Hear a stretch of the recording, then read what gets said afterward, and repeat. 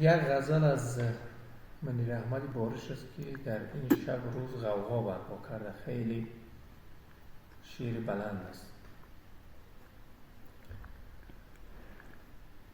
سری دارم که در ماهواره کیوان نمی گنجد، سری دارم که در ماهواره کیوان نمی گنجد، دلی دارم که در پیراهنی ایوان نمی گنجد. فراخ آسمان بر ساحت پرواز من تنگ است، جهان پیراهن تنگی که بر جولان نمی گنجد. دماغ سرکشم با 9 فلک در کشمکش بوده، هیاهوی بصر دارم که در کیهان نمی گنجد.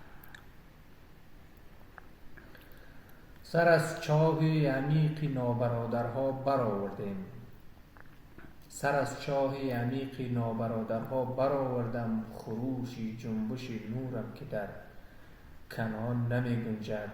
میان سنگ و صخره در تموز داغ می رویم، درختی پربر و بیخم که در گلدان نمی گنجد.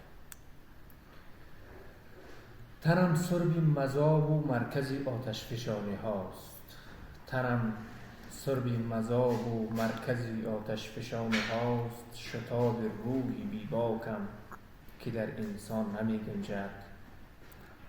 سرم را گر کنم بالا به سقف 10 می کوبد، سرم را گر کنم بالا به سقف 10 می کوبد، سری دارم که در گردونه گردان نمی گنجد.